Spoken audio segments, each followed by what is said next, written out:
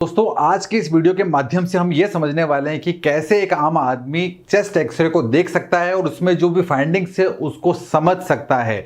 जब भी हम किसी एक्सरे को देखते हैं तो हम बिल्कुल ब्लैंक हो जाते हैं कि यार इसमें दिखा क्या रखा है। आज की इस वीडियो के माध्यम से मैं ये समझाने की कोशिश करूंगा कि जब भी आप किसी चेस्ट एक्सरे को देखें तो एटलीस्ट आप उसके बेसिक फाइंडिंग्स को समझ सकें। मैं फिर यहाँ डिस्क्लेमर देना चाहता हूँ कि प्लीज़ इसे आप अपना फाइनल डायग्नोसिस ना माने, अपने कंसल्टेंट से कंसल्ट जरूर करें, लेकिन मैं आपको बेसिक डिटेल समझाने की कोशिश करूंगा कि इसके माध्यम से आप समझ सके कि चेस्ट एक्सरे क्या है। चलिए स्टार्ट करते हैं कि एक्सरे क्या है। जब भी एक्सरे बीम यानी कि जो किरणें हैं हमारे शरीर पे डलती है तो हमारे बॉडी का हर पार्ट अलग तरीके से रिएक्ट करता है। मसलन यहां पे यदि हमारी बॉडी के अंदर हवा भरी हुई है, एयर है, तो वो पूरा पार्ट ब्लैक हो जाएगा। यदि हमारे अंदर फैट टिश्यूज पे जब ये एक्सरे गिरती है तो ये थोड़ा सा ग्रेइश हो जाता है। थोड़े सॉफ्ट टिश्यूज हैं जैसे हार्ट है तो उसका कलर हमारे पास लाइट ग्रे कलर का होगा। बोन्स जो है वो आप देखते हैं ऑफ वाइट कलर में होगी और जो भी मेटेलिक पार्ट होगा बॉडी के अंदर वो बिल्कुल वाइट आपको देखने को यहां से मिलेगा। तो ये बेसिक चीज है, ये आप समझ सकते हैं। अब आते हैं यहां पर कि जब भी कोई एक्सरे होता है तो उसे देखना कैसे है। हमें तो पहले दिक्कत आती है कि इसको लेफ्ट करें, राइट करें, ऊपर करें, नीचे करें। सिंपल सी बात है, कुछ चीजें जो आपको जरूर ऑब्जर्व करनी है। सबसे पहली चीज पेशेंट की डिटेल। आप देखें कि पेशेंट की डिटेल प्रॉपर है या नहीं। यहां पर आपको दिखेगा यहां पर, और यहां पर लिखा रहेगा चेस्ट पीए के मैं बाद में से एक्सप्लेन करता हूं।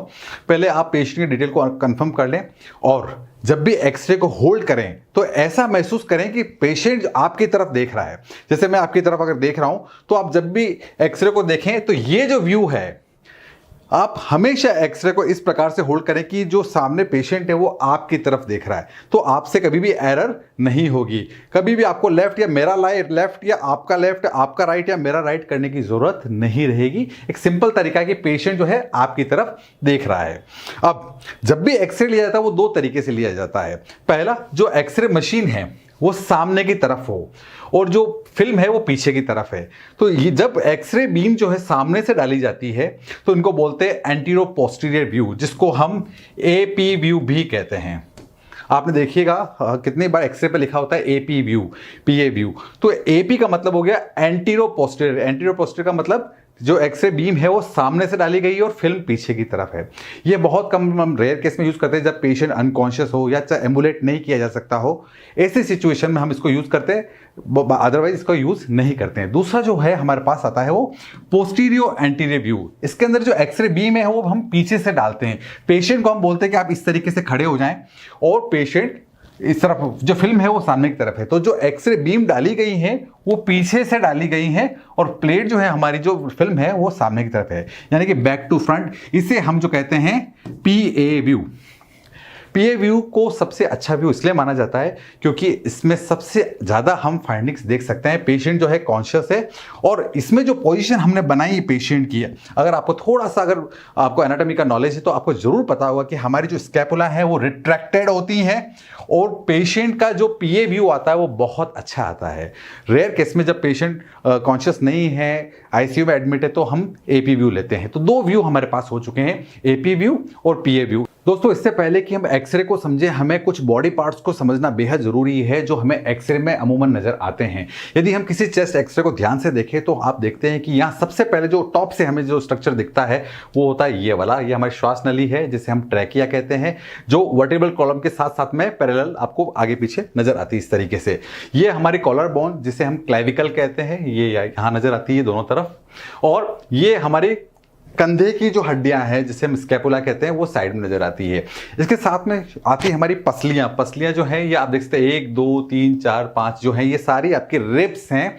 एंटीरियर और पोस्टीरियर रिब्स हमें देखने को मिलती है। आगे वाली जो पसलियां उनको हम एंटीरियर रिब्स कहते हैं, जो पीछे की तरफ से जो पसलियां नजर आती है उन्हें हम पोस्टीरियर रिब्स कहते हैं। साथ साथ में जब हम यहाँ आते हैं, हमारे जो लंग्स हैं, जो फेफड़े जिन्हें हम कहते हैं, जो राइट लंग है उसमें 3 लोब होते हैं, 1 2 और 3। ये 3 सेक्शंस में बना होता है और जो लेफ्ट लंग होता है वो 2 सेक्शंस में बना हुआ होता है। और यहां पर इस जगह पे आप जो ये कॉर्नर देख रहे हैं, दैट इज वेरी इंपॉर्टेंट। इसको कोस्टोफ्रेनिक एंगल कहते हैं। ये कोस्टोफ्रेनिक एंगल एक खास तरह की चीज है जिसके अंदर जब भी कोई फ्लूइड, जब भी कोई आप मान के चले कोई द्रव इसमें भरता है तो ये सारा बह के यहां इकट्ठा हो जाता है। मेनली, जैसे कि प्लूरल इफ्यूजन जब होता है तब हम उस केस में देखेंगे आने वाले समय में, तो यहाँ पर ये इकट्ठा होता है। इसको कोस्टोफ्रेनिक एंगल कहते हैं, इसको कार्डियोफ्रेनिक एंगल बोलते हैं, क्योंकि यहाँ पर ये जो दिख रहा है हमारा हार्ट है। ये जो आप देख रहे हैं ये पूरा इसमें हार्ट है जो आपको यहाँ पे देख सकते हैं। और ये जो चीज़ आपको पूरी दिख रही है ये है हमारा डायफ्राम। डायफ्राम हमारी एब्डोमिनल कैविटी यानी कि जो पेट वाला हिस्सा है उसको हमारे जो थोरेसिक जो कैविटी है उससे अलग करता है। एब्डोमिनल कैविटी और थोरेसिक कैविटी के बीच की जो लेयर है जो डायफ्राम, ये ऊपर नीचे सांस के साथ होता रहता है और ये राइट साइड से थोड़ा सा अप और लेफ्ट साइड में थोड़ा सा डाउन होता है। और ये जो स्पेस है आप जहाँ देखते हैं अंदर पूरा, ये एयर स्पेस है जिसमें से हवा आती है और जाती है। तो ये इस तरीके से आप ये देख सकते हैं, ये पूरा एक बेसिक स्ट्रक्चर हमें देखने को मिलता है। अब किसी भी एक्सरे को देखने के कुछ सिद्धांत हैं। यदि इन स्टेप्स को आपने फॉलो कर लिया तो आप काफ़ी कुछ एक्सरे को समझ पाएंगे।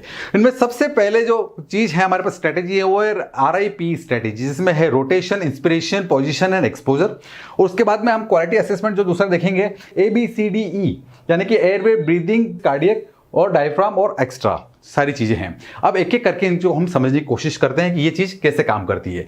सबसे पहले हम बात करते हैं रोटेशन की।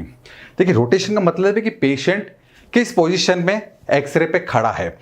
इसमें इस चीज़ को चेक करने के लिए कि अगर पेशेंट सही सीधा खड़ा है नहीं खड़ा है, तो आप जैसे कोई एक्सरे आपके पास आता है तो आप यहाँ देखें पहले इस जगह पे।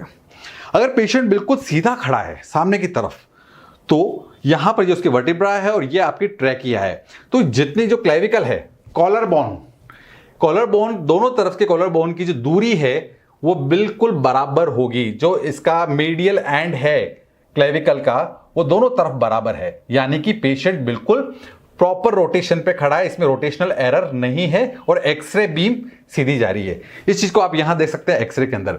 ये हमारी कॉलर बोन है, देख सकते हैं आप, इधर से भी कॉलर बोन आ रही है हमारे पास। ये हमारा स्पाइनस प्रोसेस है और दोनों के बीच की जो दूरी है वो बराबर है। लेकिन यदि अगर पेशेंट हल्का सा भी रोटेटेड है, हल्का टेढ़ा खड़ा है या मैं ऐसे खड़ा हूं, ऐसी सिचुएशन में जो एक्सरे आएगा वो आप देख सकते हैं। यहाँ लेफ्ट साइड के अंदर आप देख सकते हैं रोटेशन है, ये रोटेशनल एरर है। ये आपका स्पाइनस प्रोसेस जो आप देखते हैं थोड़ा सा डिविएटेड है, इस तरफ बढ़ रहा है। जो मीडियल एंड है आपका राइट साइड का क्लेविकल का वो उसके पास में, जबकि ये दूरी ज्यादा है। यहां पे भी आप देख सकते हैं ये दूरी ज्यादा है। तो एक एक्सरे को आप देखते समझ सकते हैं कि रोटेशनल एरर है या नहीं, तो बहुत देखते ही आपको क्लियर हो जाता है। आगे बढ़ते हैं, सेकंड आता है हमारे पास इंस्पिरेशन।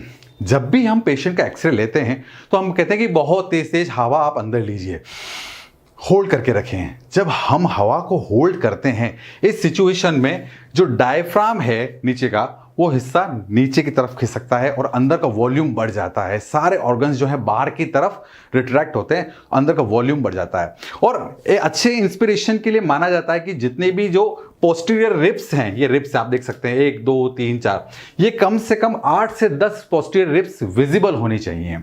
तो इसे कहेंगे हम गुड इंस्पिरेटरी एफर्ट्स। और यदि पेशेंट ने ढंग से हवा अंदर नहीं ली है तो आपका एक्सरे इस तरीके से आएगा। अब जरा हम गिनते हैं इसमें रिब्स कितनी दिख रही है। जैसे हम काउंट करें 1 2 3 4 5 6, 6 से ज्यादा नहीं दिख रही है, तो इसीलिए हमने इसे कहा पुअर इंस्पिरेटरी एफर्ट। ढंग से पूरी हवा नहीं भरी, एक्सरे साफ नहीं आया, आप देख सकते हैं। लेकिन अब हमने बोला कि रुको रुको एक काम करो, फिर से हवा पूरी अंदर लो, पूरा उसका उसमें अच्छा इंस्पिरेटरी एफर्ट किए, तो अब उसका एक्सरे लिया तो हम अकाउंट कर सकते हैं 1 2 3 4 5 6 7 8 9 10 आप देख सकते हैं इसके अंदर आपको दिख रही है, यानी कि this is good inspiratory effort. इसे आप कह सकते हैं कि ये एक अच्छा एक्सरे है, इसमें इंस्पिरेशन अच्छा था। तो दूसरा जो सिद्धांत था वो इंस्पिरेशन का था। थर्ड हम आ जाते हैं हमारे पास पोजीशन पे। पोजीशन बहुत मैटर करती है। जैसा कि मैंने आपको बताया था कि एपी और पीए व्यू, यदि पेशेंट का पीए व्यू है यानी कि जो एक्सरे बीम आ रही है वो पीछे से आ रही है, इस सिचुएशन में जो हार्ट है वो इससे ज्यादा दूरी पे होता है। और आप समझ सकते हैं जब दूरी ज्यादा होती है तो ये छोटा दिखता है। आप देख सकते हैं अगर एक्सरे बीम पीछे से आ रही है इस सिचुएशन के अंदर, आप देख सकते हैं यहां, तो ऐसी सिचुएशन में हार्ट जो है, ये एक्सरे फिल्म है हमारी, ये लाइट इधर से आ रही है, तो हार्ट की जो साइज आ रही है वो 13 सेंटीमीटर हमें छोटा दिख रहा है। लेकिन इसी पेशेंट को हम घुमा दें और हम अब ले रहे हैं एपी व्यू। एपी व्यू में लेते हैं तो हमारा जो एक्सरे सोर्स यहाँ है, अब हम रेज देते हैं तो हार्ट अब इसके पास आ गया, जबकि यहाँ इस कंडीशन में इसकी दूरी ज़्यादा थी, यहाँ ये पास में आ गया। तो अब हमें हार्ट का प्रोजेक्शन बड़ा दिख रहा है। अब हमारे पास हार्ट की साइज आ रही है 16। इसीलिए कितनी बार एपी व्यू को हम लोग ऑथेंटिक नहीं मानते, क्योंकि इसमें फॉल्स कार्डियोमेगेली यानी कि हार्ट हमें एनलार्ज बड़ा दिखता है, इसीलिए हम लोग इस चीज़ को नहीं मानते। अब आप देख सकते हैं यहाँ पर पोजीशन कितनी मैटर करती है। यहाँ आप देख सकते हैं जो कार्डियक साइज आ रही है इस वक्त, यहाँ पे सीटीआर ये आ रही है छोटी, ये एक्चुअल जो है हमारा पीए व्यू आप देख सकते हैं, वहाँ लिखा हुआ है एक्सरे के अंदर, और ये जो साइज आ रही है यहाँ पर हार्ट की ये आ रही है।